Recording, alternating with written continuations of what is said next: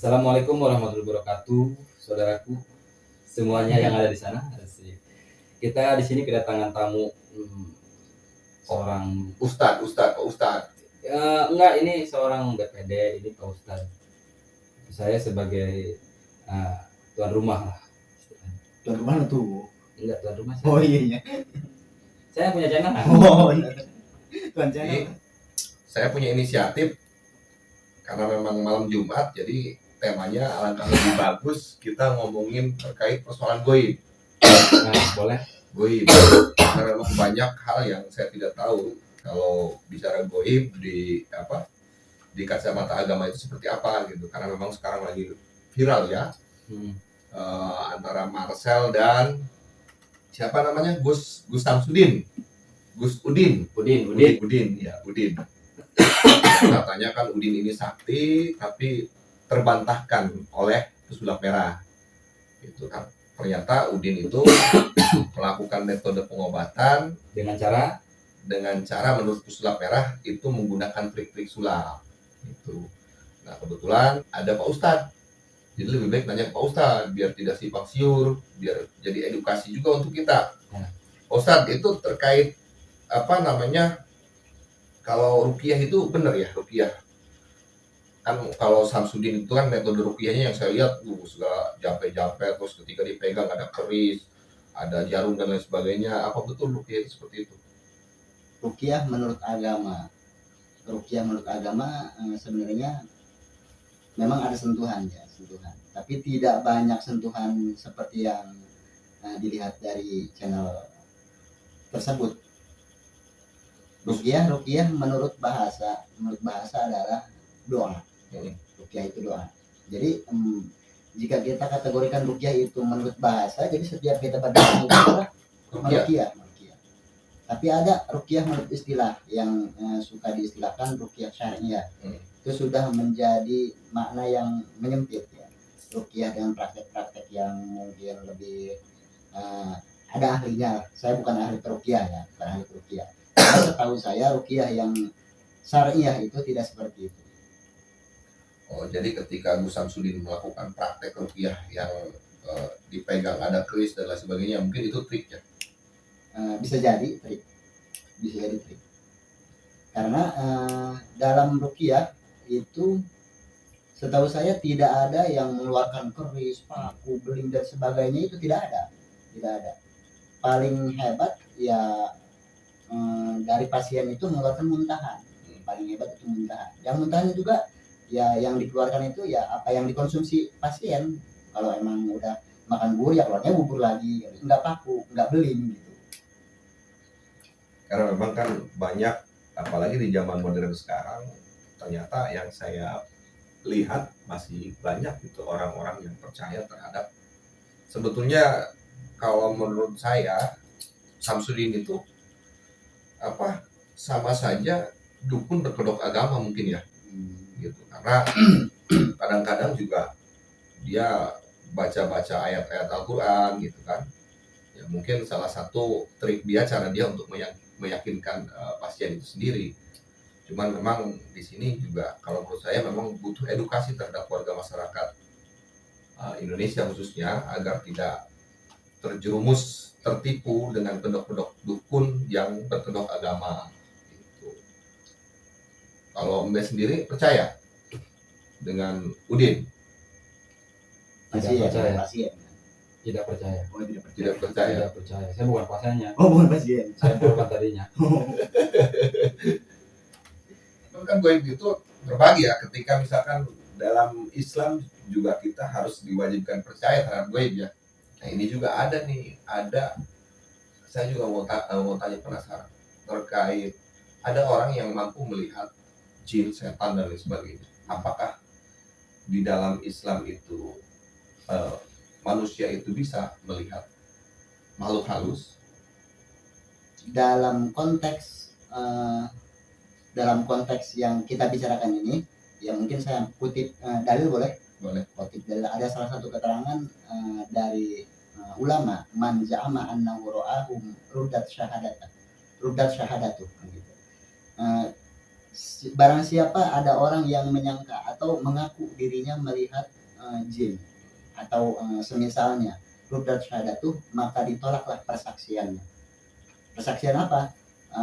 Di Islam kan ada yang namanya muamalah, transaksi ya, muamalah sesama manusia, ada transaksi jual beli, ada transaksi macam-macam lah. Di antara muamalah dalam Islam itu ada yang membutuhkan saksi. Contoh nikah lah, nikah kan membutuhkan saksi. Rudat syahadatuh, di situ ditolaklah persaksiannya. Orang yang tadi mengaku jin, walaupun dia ustadz atau kiai, itu tidak bisa menjadi saksi. Itu di situ bukan rudat syahadatuh, syahadatnya yang ditolak, syahadat asyhadu alla ilaha illallahnya bukan yang itu, tapi syahadat dalam muamalahnya. Jadi memang artinya. Jadi intinya dari keterangan yang tadi saya kutip itu mungkin karena mengapa rudat syahadatuh, kenapa ditolak persaksiannya, karena dalam salah satu syarat untuk menjadi saksi itu harus orang yang jujur benar, tidak boleh berdusta. Mungkin dari kutipan tadi orang yang mengaku melihat jin itu adalah sedang berdusta. Artinya kalau menurut saya yang saya tangkap dari ucapan Pak Ustadz tadi, berarti ketika ada orang yang mengaku melihat jin, artinya hanya dia sendiri kan, tanpa ada saksi. Kira-kira begitu. Jadi kesaksiannya itu, keterangannya tidak bisa diyakinkan karena tidak ada saksi, hanya diri dia sendiri. Jadi begini, tapi sebagian juga dari para ulama, dari ulama ada sebagian yang mempraktekkan pengobatan pakai keluar paku, keluar itu. Sebagian juga ada yang sembuh. Itu gimana? Nah itu kalau menurut saya, kalau menurut pemahaman saya itu sugesti. Karena kenapa? Jadi ketika orang sakit, ada misalkan dukun lah, dipegang, misalkan dipijit dan lain sebagainya, ternyata keluar paku. Dan dia berpikir, wah ternyata penyakit saya sudah keluar nih, gitu kan. Akhirnya timbullah rasa kepercayaan diri sehingga metabolismenya bagus. Bisa jadi seperti itu, kira-kira benar nggak? Setuju.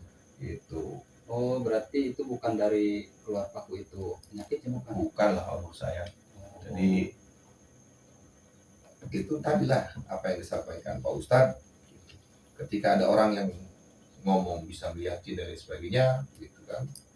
Secara garis besar dia sedang berdusta. Gitu. Tapi percaya dengan adanya misalkan orang terkena santet gitu, percaya karena sihir itu ada ya. Sihir itu termasuk sesuatu yang dari dulunya sudah ada juga kan, sihir itu. Jadi kalau emang ada orang yang terkena santet, ya kemungkinan. Tapi kalau zaman sekarang ada ngaku-ngaku orang yang saya kena santet sekeluarga gitu, ya itu tidak langsung harus dipercayai sih, tidak harus langsung percaya, karena mungkin kebanyakan orang-orang itu sebelum dia ngomongnya apa belit ini ya intinya dia punya pikiran langsung jelek, karena mungkin dia pernah punya masalah sama tetangga atau sama yang lainnya, terus tiba-tiba dia punya penyakit kan, terus langsung lah dia punya pikiran yang kurang baik. Ya justru itu saya juga kurang sukanya ketika misalkan ada yang ngaku orang pintar atau dukun lah gitu. Kadang kan kita datang misalkan berobat ke dukun, konsul ke dukun, terus mengatakan dukun itu wah ini ada yang nyantet dan sebagainya. Ya itu menurut saya menimbulkan fitnah yang sehingga membabi buta terkadang sangka-sangka kita gitu kan. Wah ini jangan-jangan oleh si Ano gitu kan. Menimbulkan fitnah yang luar biasa kalau menurut saya. Akhirnya pikirannya kan ngaco kemana-mana. Tapi ada lagi nih Tad, apakah itu benar orang yang kerasukan neneknya, kakeknya masuk ke dalam badannya itu benar apa tidak? Kalau saya sih ngerasain ya, mungkin saya lebih daripada iblis. Kalau iblis itu mungkin kalau masuk ke badan saya, oh dia itu rajanya iblis gitu. Oh, sorry, gini dulu, minta maaf dulu gitu. Saya harapnya udah lebih daripada iblis. Oh gitu. Jadi saya yang bilang ya nggak apa-apa ya sendiri ya mungkin saya menyadari bahwa saya itu begitulah.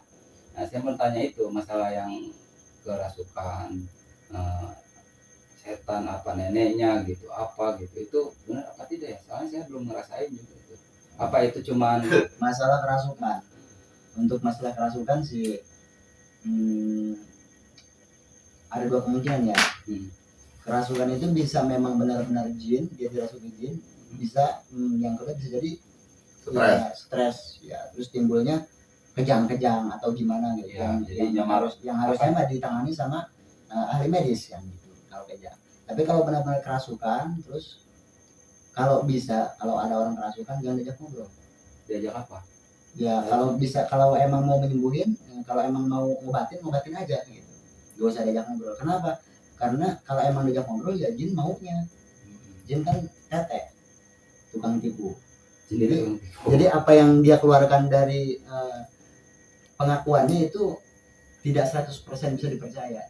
Oh ya benar, apakah Tidak saya mau tanya itu cuma apakah itu benar di dalam tubuhnya ada jin apa bukan, apa dia stres aja gitu. Soalnya banyak nih orang-orang yang kemasukan sering saya lihat, bahkan ada saudara saya sebagian seperti itu gitu. Kerasukan gini saya dari macan gitu. Apakah Seru. ya dari apakah itu cuman istilahnya dari tadi itu stres, apakah itu beneran? Nah, Jawabannya ya. kita tunggu part 2. Nah, Anjay. Tapi menurut saya kadang begini juga sih, ada orang yang goib ya, sesuatu yang tidak ya goib lah misalnya.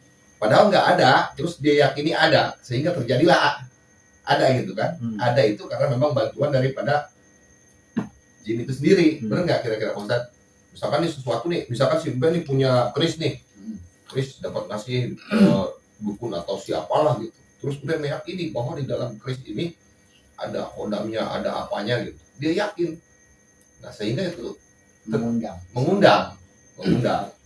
Karena keyakinan tersebut ya datanglah gitu. Jin itu pintar. Jadi sesuatu yang tidak ada diada-adakan. Ada lagi ya orang yang sakit mata, bilangnya ini kesambat katanya gitu. Itu apa gimana? Apa aslinya medis apa itu benar kesambat? Terserah dia lah. Dia nggak punya kesambat berarti kesambat gitu kan.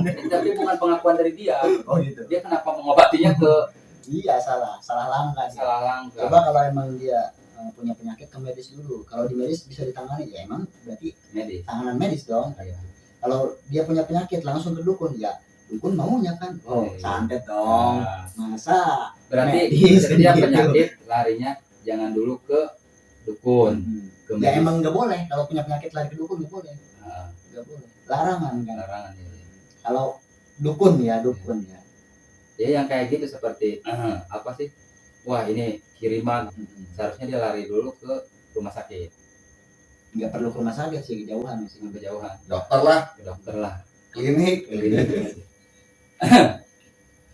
Terus selanjutnya gimana dengan masalah pergoiban ini? Apakah adanya Marcel itu bagus atau gimana menurut Bapak Comon? Kalau menurut saya Marcel itu bagus ya, artinya berani, dan tujuan dia ketika saya lihat di YouTube atau di televisi gitu, tujuannya memang mengedukasi, memberikan ilmu Pada masyarakat sehingga masyarakat mampu berpikir secara logis gitu. Hanya memang resikonya itu tadi, banyak orang ya mungkin yang benci terhadap dia itu memang orang-orang yang orang-orang yang merasa terganggu, merasa dirugikan karena memang banyak yang dibongkar oleh Marcel. Saya juga kalau misalkan diberikan kesempatan untuk ketemu Marcel, saya ingin ketemu. Saya ingin belajar sulap supaya saya bisa menyulap uang. Kalau menurut Pak Ustadz sendiri gimana Marcel itu?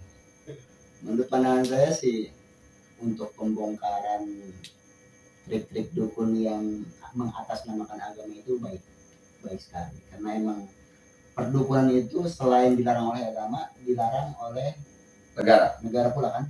Betul. Jadi emang dia berkedokan agama, dia tidak mengaku dia dukun. Tidak mengaku dia dukun, ya tidak mengaku bahwa saya ini dukun, enggak gitu kan. Pasti dia juga nggak mengaku saya ini kiai atau saya ini ustadz, enggak gitu juga. Tapi dengan mantra-mantra yang berbau agama, orang-orang bisa bilang, oh ini mah bener nih, kan gitu. Padahal itu cuma topeng doang. Oke guys, terima kasih. Jadi dari sampai sini aja Obrolan kita. obrolan kita. Walaupun tidak menarik, mudah-mudahan yang ya, tertarik.